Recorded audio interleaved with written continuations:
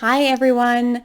This episode comes with a trigger warning and a clause about my hair. It's really messy and overgrown, and I'm about to get a haircut and praying that they do a good job and make it look how I want to look. And on a more serious note, there's a mild trigger warning because I will be talking about the sudden loss of a loved one. And I apologize that after all that talk last week about commitment and prioritizing and really wanting to get this podcast happening on time, I'm about a day late. I've given myself a day's grace because I lost somebody very close to me this week. So this episode is going to be all about 10 tools, strategies, or shifts or whatever that regulate my mental chatter, and they help chatter, that word is chatter, and help me to accept even the most difficult situations in life. Because as someone who's been studying my own thoughts and my emotions for the last 16 years, and very interested in psychology and all that sort of thing, and as a very self-aware person as well, I've been watching the thoughts that go on in my mind, the strategies that I use, and it's an interesting process. And I still am human and I'm grieving, obviously, and I'm not minimizing or mitigating that in any way. But these tools and strategies that I have, I'm so lucky to have because I am able to cope better.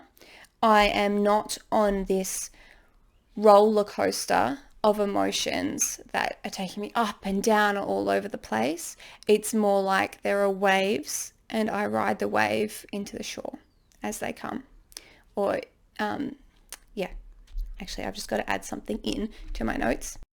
Actually, I'm not even going to add it in. I'm just going to talk about it right now, actually. So that is kind of the first strategy. The first tool I use is to allow those feelings to come through like waves, or like they talk about mindfulness, seeing your thoughts like clouds and let them pass through. And I don't want to do this out of order.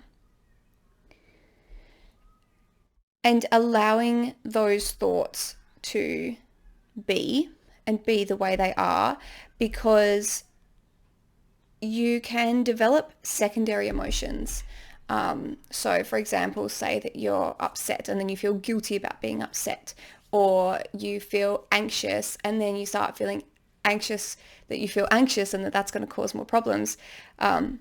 Secondary emotions aren't necessarily helpful, and they make it so much more complicated to process what's actually going on beneath the surface in that primary emotion. So as much as possible, I just allow those initial feelings to be, and I sit with them and I make sure I breathe through them. I don't catastrophize or go down rabbit holes. And this is something that I learnt 10 years ago when I was pregnant. I cured the anxiety attacks that I was having by becoming aware of what was happening in my mind, allowing the emotions to be, starting to slowly recognize the triggers, because the first thing I did was allowing those emotions and breathing, really breathing through it. And then once my body and my nervous system was regulated, I could allow my thoughts. So maybe that's the initial first step, is make sure you're breathing through anything in life. Okay, this is a really huge example that I'm using from the reason I'm using these tools a lot this week is because of this big example, but I use these tools all the time. I'm just noticing how powerful they are when you have them, because other people around me are coping in their own ways and finding it difficult. I'm finding it difficult as well, but I'm so grateful and lucky that I have spent this time developing these strategies that allow me to be strong and to process and not to go crazy, not to get too stuck up in the head. That brings me to the second strategy, which is not spending too much time in my thoughts, as I have been, prone to doing over my life as someone who is ADHD and just a really curious person, has a lot of ideas, thoughts. The brain's always going.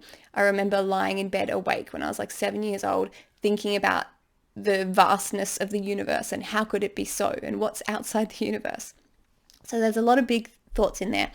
But overthinking can easily drive you a little bit crazy. So I'm making sure that I stay really anchored in my normal routine in a kind of loose, flexible version of it. And I think that's really important to have your core routine and then the flexible aspects of it, just in general as well, through any difficult time that you might be going through in your life. And having inlets and outlets. So for an inlet, like podcasts, I always have a fiction and a non-fiction book on the go, because then if my brain needs something to do, then I have those available and I know what to go straight to. Having a hobby, something that I like to do to keep me busy, even if it's not, like with ADHD, you don't necessarily have the dopamine that makes it really exciting to want to go and do a thing, but to have something that's available for you to pass the time and it's, at least mildly enjoyable, that's really good to have something to do. And also having a bigger mission, like business as well, like showing up to do this podcast is really great because it pulls me into the future and stops me getting stuck in the past. And it gives me that purpose to keep moving forward as well. The third thing is another practical one, which again, I do these all the time. These keep me emotionally regulated all the time. They keep my mental chatter regulated all the time, and they're all really important for my life, for my well-being and happiness and functioning. Spending time with people and spending time outside. Being outside feels like the opposite of being trapped. It feels really expansive. It feels really connected. I love being in nature.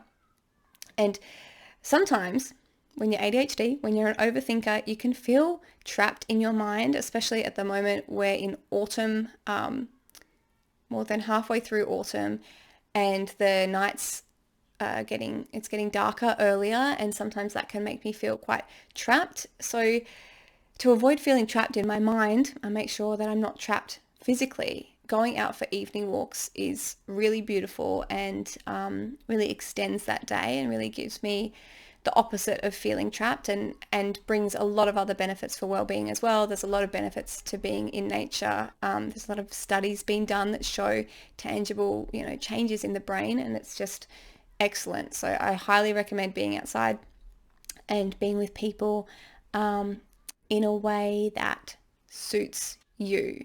And I've really found the balance in my life for that. And I realized that pretty much all my when I'm in big groups, my social activities are all outside. And so it's not so overwhelming, and it's peaceful and enjoyable, and a little bit chaotic because it's groups of homeschoolers, but it's great fun. So those are really important for well-being, and they get you out of that mental chatter as well.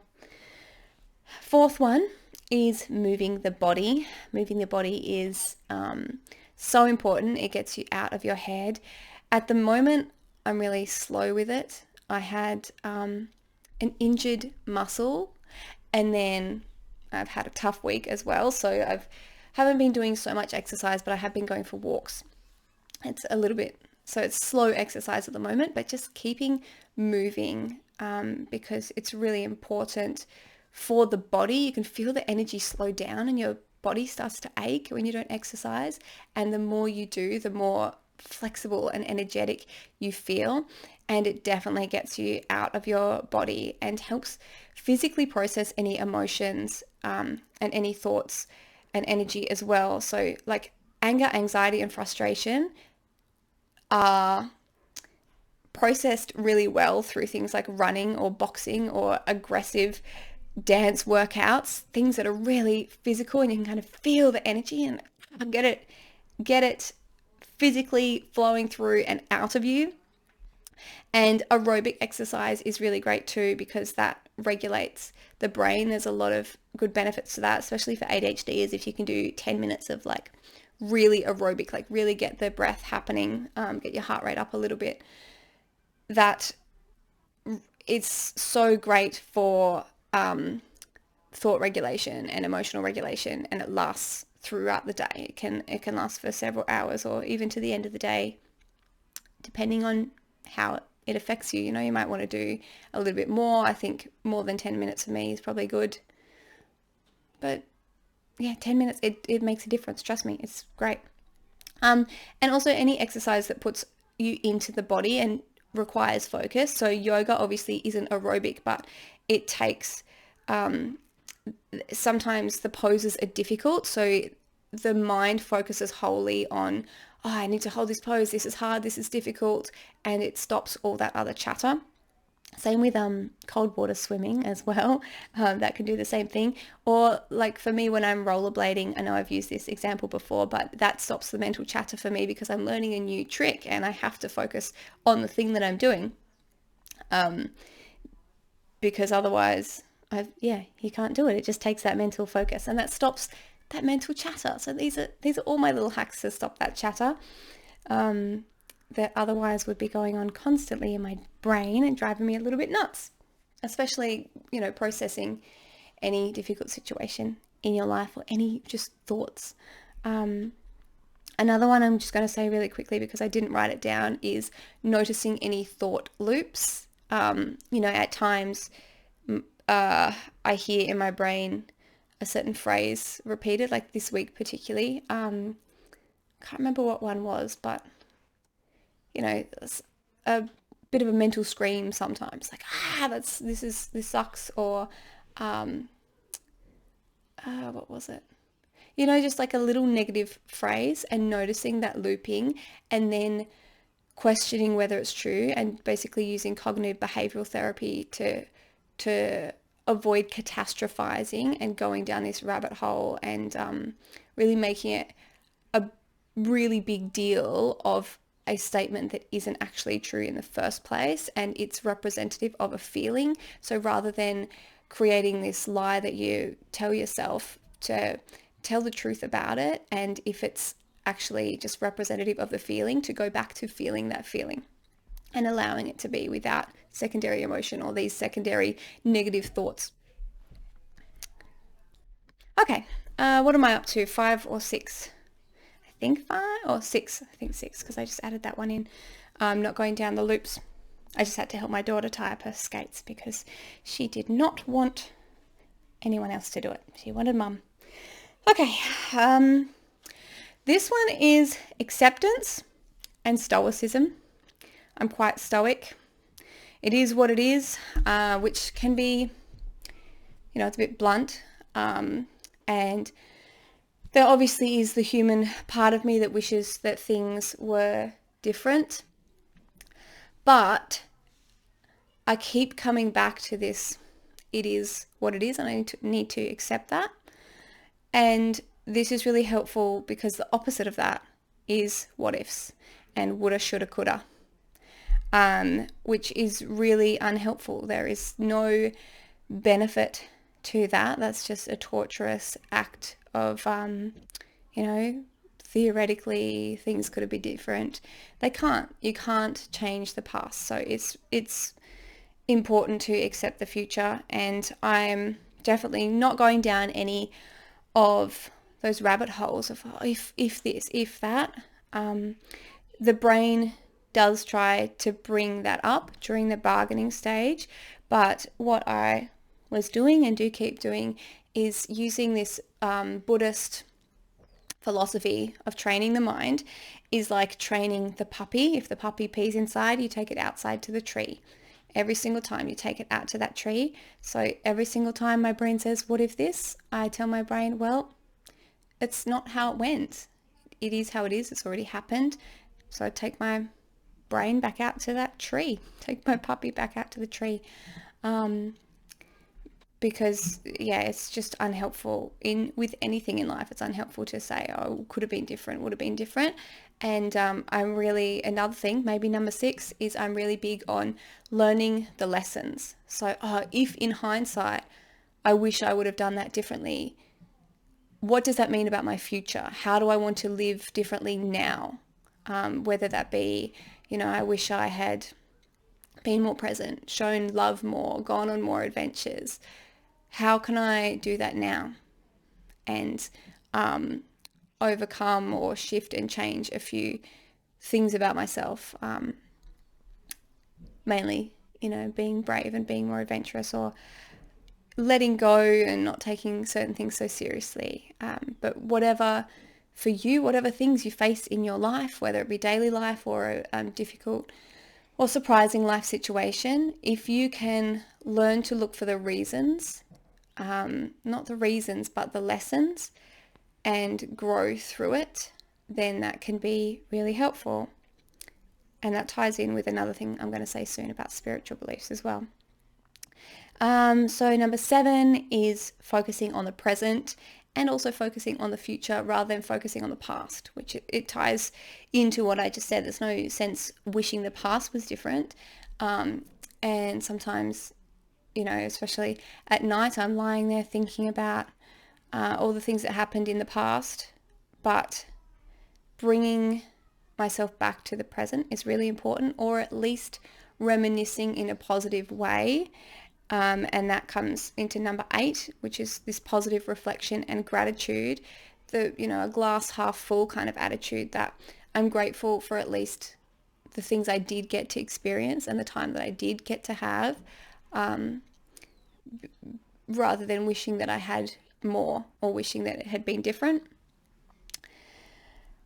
9 is having self-belief that I'm strong and I can get through this. And a friend reminded me of the spiritual philosophy that you're only given challenges to the level that you can handle. And she said that I must be very strong, which is true, I guess. Doesn't necessarily make it any easier. It still sucks from the human perspective to have loss and to go through difficult situations, but to see it as life lessons and to have a spiritual perspective, I find is really helpful. And obviously I can't change anyone else's spiritual beliefs, but I'm just sharing a little bit about mine. Number 10 is having a positive expectation. This is so helpful in life if you think everything's doom and gloom, which, we can get stuck in thought traps. But that makes it really hard, and it makes you feel really upset. And there's been studies that have been done that show that if you feel like you don't have power over a situation, if you feel like everything's hopeless, there are physical changes that happen in the body that will shut down like motivation and things like that. And you won't actually be able to cope as well. You won't be as capable. You won't be able to take action. Yeah,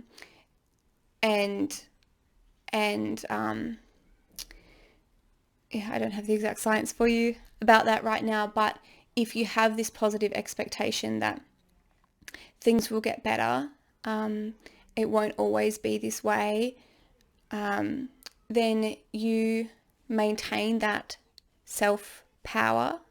And there's that poem saying prayer, the Serenity Prayer, that says, God grant me the, damn it, I should have written it down. Grant me the, the strength to, the something to accept the, it's about change. Okay, sorry, hang on, I'm going to pause it. I'll pause it. Okay, here we go. Now that I'm prepared. God grant me the serenity to accept the things I cannot change, courage to change the things I can, and the wisdom to know the difference. And then there's a bit of a longer version that says, living one day at a time, enjoying one moment at a time, taking this world as it is and not as I would have it, trusting that you will make all things right if I surrender to your will. But the first bit's the important bit of knowing what you can and can't change, and having that acceptance and having that power, knowing the things that you can change and focusing on that. Number 11 is spiritual beliefs and trusting that this is my path, this is my life mission, apparently, and these are the lessons that I've been given. If you believe in things like soul contracts, then I went into a contract before I came into this body that this would be my path, and so from that perspective, I've chosen this, and this was to be my life, and there are lessons to come from this and growth to be had, and again, accepting and appreciating the things that I have had. So those are the 11 little mind tricks that I notice that I'm using at the moment that's really helping me, like I said, not be on a roller coaster of emotion. So it's not so up and down. It's these little waves of grief, and I know that I will process in time. And I have been through other crappy situations in life that these have been helpful for, because obviously I don't expect that everyone listening is going through sudden grief right this second, but I'm sharing these because they genuinely help me have more power over myself and my life, and be really capable and resilient and emotionally and mentally regulated, even though my brain is wired to be really chaotic and crazy and have so many thoughts. It all comes through practice. And like I say, I've been practicing for 16 years with cognitive behavioral therapy, just tuning my brain bit by bit, bringing that puppy back out to the tree. And it's so worth doing because it makes life so much easier to navigate, and you can deal with even the most extreme situations. So whatever you're going through, even if it's just daily life, daily struggles, have a think about which of these you might want to start implementing, which called to you, which sounded really interesting to you. And I've got to go and have a haircut and get back to my kids now. And I will endeavour to be getting the podcast out next Sunday on time. And if you haven't subscribed already, subscribe. I'd love a review, or you can tag me on social media at marli.darling. And I'd love to hear which of these you found most interesting, if you want to do that. All right, guys, have a good week, and I'll see you in the next podcast episode.